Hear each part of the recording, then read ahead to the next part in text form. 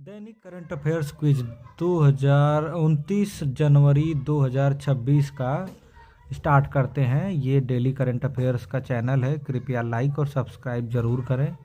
यह क्विज आज के महत्वपूर्ण संपादकीय एडिटोरियलों पर आधारित है। प्रश्न 1 कहता है कि भारत और ईयू यानी यूरोपीय यूनियन व्यापार समझौता जो फ्री ट्रेड एग्रीमेंट है, फ्री ट्रेड एग्रीमेंट भारत ने किस क्षेत्र को बाहर रखा है, यानी भारत का कौन सा सेक्टर है जो फ्री ट्रेड एग्रीमेंट से बाहर है। कपड़े का क्षेत्र, डेयरी और कृषि उत्पाद, रत्न और आभूषण और आईटी सेवाएं। जहाँ तक मेरा ख्याल है कि डेयरी और कृषि उत्पाद क्षेत्र है, ये बाहर रखा गया है Bharat economic free trade agreement समझौते में। सही है, डेयरी और कृषि उत्पाद। व्याख्या क्या है इसकी कि भारत ने ग्रामीण अर्थव्यवस्था और छोटे किसानों जैसे अमूल के हितों में की रक्षा के लिए डेयरी क्षेत्र को इस समझौते से बाहर रखा है ताकि विदेशी प्रतिस्पर्धा और उन्हें नुकसान न हो, यानी डेयरी और कृषि उत्पाद को इससे बाहर रखा गया है। साथ ही साथ में हम ये देख पा रहे हैं कि जो प्रश्न 2 है वो ये कहता है कि समझौते में शामिल स्मार्ट क्लॉज क्या सुनिश्चित करता है। मुफ्त इंटरनेट, भविष्य में मिलने वाली टैक्स छूट, शिक्षा में रियायत, वीजा में सुधार। स्मार्ट क्लॉज जो है वो भविष्य में मिलने वाली टैक्स छूट का लाभ, शायद हाँ, भविष्य में मिलने वाली टैक्स छूट का लाभ ही सही जवाब है। स्मार्ट क्लॉज इसका क्या संबंध है। इस क्लॉज के तहत यदि यूरोपीय संघ भविष्य में यदि किसी अन्य देश को कार्बन टैक्स में छूट देता है तो वह लाभ स्वतः ही भारत को भी मिल जाएगी। एक ऐसा क्लॉज जोड़ा गया है जिसमें जो फ्री ट्रेड एग्रीमेंट में यूरोपीय यूनियन कभी भी अगर कोई कार्बन टैक्स के तहत छूट देता है तो उसमें भारत को अपने आप छूट मिल जाएगी। फ्री ट्रेड एग्रीमेंट में ही यह बात है। शशि थरूर के 3I मॉडल में बुनियादी ढांचे इंफ्रास्ट्रक्चर की मुख्य समस्या क्या है। हवाई ईंधन की कीमत, लास्ट माइल कनेक्टिविटी और स्वच्छता, स्मार्टफोन की कमी, डॉलर की दर। जहाँ तक मेरा ख्याल है डॉलर की दर होना चाहिए, नहीं, लास्ट माइल कनेक्टिविटी और स्वच्छता। यानी शशि थरूर के 3I मॉडल के बुनियादी ढांचे में इंफ्रास्ट्रक्चर की मुख्य समस्या क्या है, वो है लास्ट माइल कनेक्टिविटी और स्वच्छता। लास्ट माइल कनेक्टिविटी और स्वच्छता व्याख्या क्या है इसकी कि पर्यटन स्थलों तक पहुंचने की अंतिम कड़ी सड़कें जो वहां साफ और शौचालय जैसी सुविधा की कमी भारत के पर्यटन अनुभव को खराब करती है। यानी हम सब ने देख रखा है कि भारत में जो सड़कें हैं वो पर्यटन स्थल पहुंचने वाली जो अंतिम कड़ी की सड़कें हैं वो साफ़ सुथरी नहीं होती और साफ शौचालयों की सुविधा भी जो भारतीय जो पर्यटन है उसको अनुभव को खराब कर रही हैं। कैंपस में हिंसा का शिक्षकों पर पड़ने वाला चिलिंग इफेक्ट क्या है। अब कैंपस में हिंसा पर शिक्षकों पर पड़ने वाला चिलिंग इफेक्ट किससे संबंधित है। वेतन बढ़ने से, रचनात्मकता की कमी और यांत्रिक शिक्षण, और विदेश जाने का मौका, अधिक ऊर्जा। रचनात्मकता की कमी और यांत्रिक शिक्षण होना चाहिए। डर के माहौल में शिक्षक विवादों से बचने के लिए केवल खाना पूर्ति के लिए पढ़ाते हैं जिससे उनकी रचनात्मकता और पढ़ाने का जुनून खत्म हो जाता है। ये देखा गया है कि जनरली जब शिक्षकों पे कोई दबाव बनाया जाता है तो वो उससे डर जाते हैं और अपनी क्षमता का सही प्रयोग करने के बजाय जो कुछ भी जैसे बताया जाता है बस वो चुपचाप से वैसे कार्य करते हैं, खाना पूर्ति करते हैं और रचनात्मकता और जुनून उनका खत्म हो जाता है। ग्रेड इन्फ्लेशन का डिग्री पर क्या असर होता है। डिग्री की इज्जत बढ़ना, डिग्री के वास्तविक मूल्य में गिरावट, नौकरी मिलना आसान होना, पढ़ाई में मन न लगना। मुझे लगता है डिग्री के वास्तविक मूल्य में जो गिरावट है उसे ग्रेड इन्फ्लेशन कहते हैं। तो सही बात है, डिग्री के वास्तविक मूल्य में गिरावट। जब सबको बिना योग्यता के बहुत ज़्यादा नंबर दे दिए जाते हैं तो डिग्रियों की विश्वसनीयता खत्म हो जाती है और कंपनियां उन नंबर पर भरोसा करना बंद कर देती हैं। अब प्रश्न 6 कहता है लग्जरी कारों पर टैक्स कम करने के पीछे क्या रणनीति है। कंपनियों को बंद करना, घरेलू कारों को बचाते हुए ईयू की मांग पूरी करना और केवल अमीरों को लाभ देना, कारें न बनाना। घरेलू कारों को बचाते हुए ईयू की मांग पूरी करना, केवल बहुत महंगी कारों जैसे फेरारी पर छूट दी गई है ताकि टाटा और महिंद्रा जैसी भारतीय कंपनियों की कारें सुरक्षित रहें। यानी भारत ने स्मार्ट तरीका अपनाया, उसने क्या किया कि छूट तो दी है पर लग्जरी कारों पर, ताकि भारत की जो मध्यम जो कारें होती हैं, मध्यम परिवारों को, जो मध्यम वर्ग के कारें जो होती हैं उनको बनाने वाली कंपनियां जैसे टाटा और महिंद्रा, उनको नुकसान न पहुंचे। पर्यटन को सॉफ्ट पावर क्यों कहा जाता है? क्योंकि इसमें सेना नहीं होती। सांस्कृतिक आकर्षण से वैश्विक प्रभाव बनता है, या सॉफ्टवेयर से जुड़ा है या कमजोर शक्ति है। सांस्कृतिक आकर्षण से वैश्विक प्रभाव बनाना, यानी लोग जब यहाँ आते हैं, यहाँ की संस्कृति को देखते हैं, तो उससे संबंध विदेशी संबंध सुधरते हैं, इसीलिए पर्यटन को सॉफ्ट पावर कहा जाता है। और एडॉप्ट ए हेरिटेज योजना का मुख्य उद्देश्य क्या है? स्मारक बेचना, निजी कंपनियों द्वारा रख रखाव और सुविधाएं देना, और विदेशी नियंत्रण और मुफ्त प्रवेश। मुझे लगता है कि ये निजी कंपनियों को रख रखाव और सुविधाएं देना जैसे हुआ, जैसे कोई भी एक हेरिटेज साइट है उसको किसी एक कंपनी को दे दिया जाएगा, वो रख रखाव और उसका शुल्क, साफ सफाई, पानी सुविधाएं जो है वो देगी और ध्यान रखेगी। 2013 में ईयू के साथ व्यापार वार्ता रुकने का मुख्य कारण क्या था? सीमा विवाद, कर और वाइन टैक्स पर विवाद, आतंकवाद और भाषा। मुझे लगता है कार और वाइन टैक्स, चूँकि उस समय यूरोप भारत के बीच कारों और शराब पर लगने वाले आयात कर को लेकर सहमति नहीं बन पाई थी। प्रश्न 10 है, प्रतिभा पलायन का मुख्य कारण क्या है? अधिक छात्र होना, असुरक्षित और हिंसक माहौल, और मुफ्त पढ़ाई, नई किताबें। प्रतिभा पलायन का मुख्य कारण है असुरक्षित और हिंसक माहौल। जब शिक्षा संस्थानों में हिंसा और राजनीति बढ़ जाती है तो होनहार छात्र और शिक्षक सम्मान के लिए विदेश या अन्य राज्यों में चले जाते हैं। इसे ही जो बोला जाता है कि वो प्रतिभा पलायन, ब्रेन ड्रेन होता है। सस्टेनेबल टूरिज्म का क्या अर्थ है? केवल अमीरों के लिए पर्यटन, पर्यावरण, स्थानीय संस्कृति को बचाते हुए विकास, अधिक कंक्रीट के होटल, विदेशी मुद्रा की चोरी। पर्यावरण और स्थानीय संस्कृति को बचाते हुए जो विकास है उसे सस्टेनेबल टूरिज्म का नाम दिया जाता है। यूरोपीय संघ भारत के लिए क्यों महत्वपूर्ण है? क्योंकि वहाँ सेना है। भारत का 12% व्यापार कवर करता है, वहाँ से चावल आता है, वहाँ से कोई व्यापार नहीं होता। 12% व्यापार वाला ही सही होगा। भारत का 12% व्यापार जो है वह यूरोपीय संघ से होता है। होटल उद्योग में आईटीसी न मिलने का क्या असर होता है? होटल सस्ते होते हैं, होटलों की लागत और किराया बढ़ जाता है, और भोजन मुफ्त मिलता है, विदेशी कम आते हैं। होटल की लागत और किराया बढ़ जाता है। आईटीसी है क्या? होटलों की लागत और किराया को बढ़ाने वाली चीज़ होगी, और क्या? पॉलिटिकल सिग्नलिंग का अर्थ है चुनाव जीतना, हिंसा के जरिए अपना दबदबा दिखाए रखना, मदद करना। हिंसा के जरिए अपना दबदबा दिखाना जो है वो पॉलिटिकल सिग्नलिंग के नाम से जाना जाता है। और बौद्ध सर्किट किसका उदाहरण है? बिजली के तार का, थीम आधारित पर्यटन मार्ग का। थीम आधारित पर्यटन मार्ग है ये। व्यापार में स्मार्ट क्लॉज किस देश से प्रेरित है? यूरोपीय यूनियन के भविष्य समझौतों के सुरक्षा से संबंधित स्मार्ट क्लॉज है। ये भारत और यूरोपीय यूनियन ने स्मार्ट क्लॉज का समझौता किया है। पर्यटन का मल्टीप्लायर इफेक्ट क्या है? एक पर्यटक कई लोगों को रोजगार देता है। ये सही बात है, पर्यटन से रोजगार मिलता है। CBAM का पूरा नाम है carbon border adjustment mechanism. CBAM का पूरा नाम है carbon border adjustment mechanism. Mechanical exercise के रूप में पढ़ाना क्या है? बिना भावना और रुचि को लेकर के सिलेबस को पूरा करना है, मैकेनिकल एक्सरसाइज कहलाता है।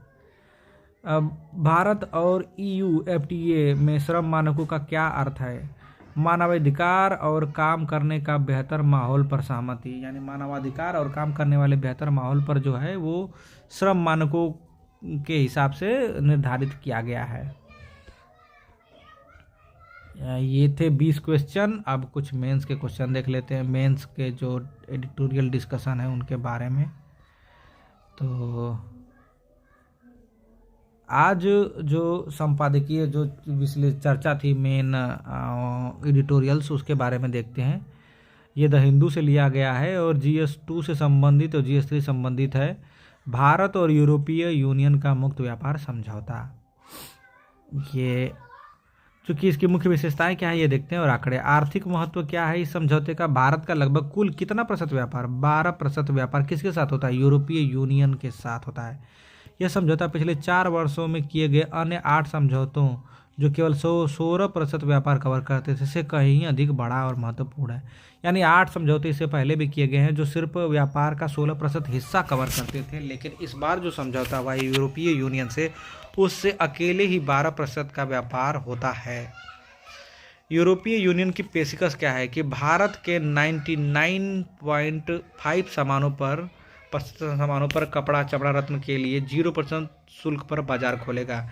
यानी यूरोपीय यूनियन ने यह पेशकश की कि वह 99% जो सामान है भारत के लिए वो बिना टैरिफ के 0% शुल्क पर अपने लिए मैंने अपने बाज़ारों में भारत के सामानों को पहुंचने देगा। भारत ने क्या पेशकश की है कि वो 97.5% उत्पादों के लिए भारतीय बाजार को कम शुल्क पर खोला जाएगा।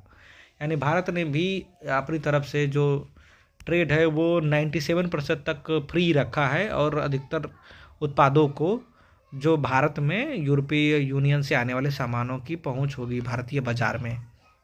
रणनीतिक संतुलन क्या है? Give and take.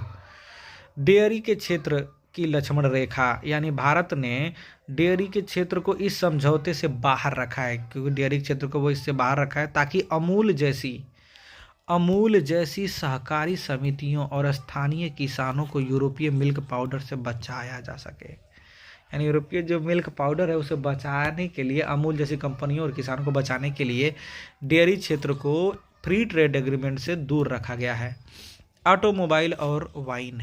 2013 की विफलताओं से सीख लेते हुए भारत ने केवल लग्जरी कारों जैसे फेरारी ऑडी पर शुल्क कम किया है। यानी सब कुछ पे शुल्क कम नहीं किया है, सिर्फ फेरारी और ऑडी जैसी लग्जरी कारों पर किया है ताकि मध्यम वर्ग की कारों जैसे टाटा और महिंद्रा जो बनाती हैं उनका बाजार सुरक्षित रहे। वाइन के लिए कोटा सिस्टम लागू किया गया है। वाइन शराब के लिए CBAM, कार्बन टैक्स और स्मार्ट क्लॉज। यूरोपीय यूनियन ने कार्बन टैक्स को छूट देने से मना कर दिया। मैंने कार्बन टैक्स से छूट भारत को उसने नहीं दिया, और लेकिन भारत को एक स्मार्ट क्लॉज दिया है, मैंने जुड़वाया है। यदि यूरोपीय यूनियन किसी तीसरे देश को छूट देता है तो वो लाभ स्वतः ही भारत को भी मिल जाएगी।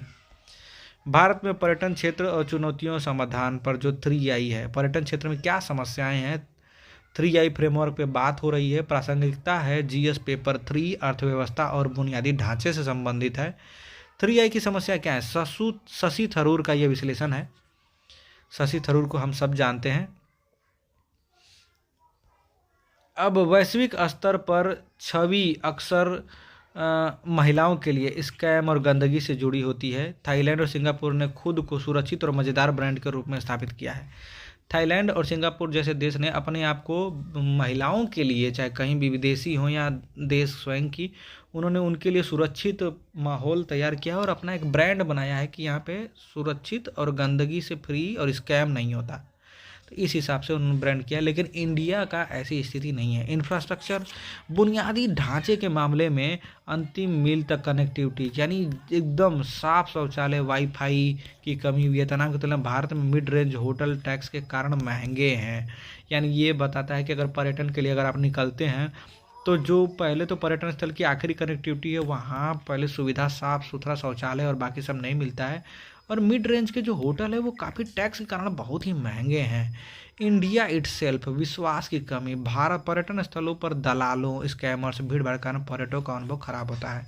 क्योंकि भारत की खुद की भी अपनी कमी है। यहाँ पर दलाल काम करते हैं, स्कैमर्स होते हैं, भीड़ भाड़ होती है, तो पर्यटकों का अनुभव एकदम खराब हो जाता है। इसका मुख्य समाधान क्या है? हालांकि समस्याएं तो हैं ही, इंडिया का खुद समस्या और इंफ्रास्ट्रक्चर, और साथ ही साथ में इमेज, जो छवि है वो अच्छी नहीं है भारत की। इसका मुख्य समाधान है रीब्रांडिंग, यानी इनक्रेडिबल इंडिया के बजाय लक्षित अभियान चलाए, जैसे शांति चाहने वालों के लिए स्पिरिचुअल इंडिया, युवाओं के लिए एडवेंचर इंडिया। यानी अलग अलग लोगों को, जो कस्टमर्स हैं उनको टारगेट किया जाए, पर्यटक है जो उनको टारगेट करके ऐसे रूल्स चलाए जाएं। PPP model, adopt the heritage जैसी योजनाओं के जरिए स्मारकों का रखरखाव निजी कंपनियों कर दें। पब्लिक प्राइवेट पार्टनरशिप मॉडल के तहत किसी एक हेरिटेज या उसको रखरखाव के लिए प्राइवेट कंपनियों को भी दिया जा सकता है स्मारकों को, जिससे वो निजी कंपनियों को दे सकते हैं। वीज़ा के सुधार किया जा सकता है, ई-वीज़ा को तेज करें। पारस्परिकता नियम के बजाय आर्थिक लाभ को प्राथमिकता दें। यानी ई वीज़ा को इतना तेज करें कि लोग आसानी से वीज़ा प्राप्त करके भारत में पर्यटन के लिए आ सके, और जो अन्य देश हमारे साथ करते हैं उनके साथ हम भी वही करें, ऐसा ज़रूरी नहीं है, बल्कि आर्थिक लाभों को प्राथमिकता हमें देने की ज़रूरत है। तीसरा जो न्यूज़ है उसके बारे में बात करते हैं, वो है शिक्षकों पर हमला। ये शिक्षा व्यवस्था का क्षरण क्या है कि ये जीएस पेपर 2 शिक्षा और मानव संसाधन से संबंधित है। इसके प्रमुख मुद्दे क्या है? पॉलिटिकल सिग्नलिंग, छात्र नेताओं द्वारा शिक्षकों पर हमले केवल गुस्सा नहीं बल्कि सत्ता प्रदर्शन का तरीका बन गए हैं। यानी छात्र नेता जितने भी हैं वो शिक्षकों पर हमला सिर्फ इसलिए नहीं करते, जबकि उनके अपने सत्ता में पावर को दिखाने का एक तरीका बन गया है। यानी शिक्षक अपने आप को बहुत ही सुरक्षित महसूस नहीं करते हैं। इसका एक इफेक्ट होता है चिलिंग इफेक्ट। जब शिक्षक असुरक्षित महसूस करते हैं तो वह शिक्षण को केवल एक यांत्रिक अभ्यास बना देते हैं और रचनात्मकता और जुनून खत्म हो जाता है। जब शिक्षक असुरक्षित महसूस करता है तो वो तकनीकी रूप से एकदम यांत्रिक अभ्यास शुरू कर देते हैं, उनका अलग से दिमाग नहीं काम करता है, और वो रचनात्मकता यानी उनके अंदर क्रिएटिविटी खत्म हो जाती है, वो जुनून भी नहीं रह जाता है। वो बस सोचते हैं कि जैसे तैसे काम पूरा करते हैं और चलते बनते हैं। और इसके साथ ही एक और समस्या है ग्रेड इन्फ्लेशन। टकराव से बचने के लिए शिक्षक आंतरिक मूल्यांकन में सबको अच्छे नंबर देने लगते हैं, जिससे डिग्री की विश्वसनीयता खत्म हो जाती है। क्योंकि टकराव से बचने के लिए, लड़ाई झगड़े और उन मुद्दों से बचने के लिए शिक्षक सबको आंतरिक मूल्यांकन में एक अच्छा नंबर दे जाते हैं, और जिससे डिग्री की जो विश्वसनीयता है वो ख़त्म होती जा रही है। ऐतिहासिक सबक, हम ऐतिहासिक सबक कैसे ले सकते हैं? पश्चिम बंगाल, बिहार, पूर्वी यूपी के शिक्षण संस्थान कभी नालंदा की विरासत रखते थे। हिंसक राजनीति के कारण पिछड़ गए, आज वहाँ के छात्र दूसरे राज्यों में पलायन को मजबूर हैं। पुराने इतिहास में देखा जा रहा है कि पश्चिम बंगाल, बिहार, पूर्वी यूपी के शिक्षण जो संस्थान थे वो नालंदा जैसे बड़े संस्थानों के विरासत को रखते तो हैं, लेकिन वहाँ हिंसक राजनीति शुरू हुई और जिससे वे क्षेत्र पिछड़ गए, और वहाँ के छात्र आज भी मजबूरी में दूसरे राज्यों में पलायन करने के लिए मजबूर हैं। अब निष्कर्ष क्या है? शिक्षा संस्थानों पर हमला समाज के नैतिक आधार पर हमला है। यदि शिक्षकों की सुरक्षा और गरिमा सुनिश्चित नहीं की गई तो देश के डेमोग्राफिक डिविडेंड एक बोझ बन सकता है। यानी शिक्षण संस्थानों पर किसी का भी हमला होना नैतिक आधार पर, जो नैतिकता आधार पर उनका हमला है, यदि शिक्षकों की सुरक्षा को और उनकी गरिमा, उनका जो सम्मान है उसको सुनिश्चित नहीं किया जाता है तो देश की डेमोग्राफिक डिविडेंड एक बोझ बन सकती है। आज के लिए जो मेंस का प्रश्न है वो आपके लिए है, भारतीय यूरोपीय यूनियन के फ्री ट्रेड एग्रीमेंट केवल व्यापार समझौता नहीं बल्कि भारत की परिपक्व होती आर्थिक कूटनीति का प्रमाण है। चर्चा करनी है 250 शब्दों में।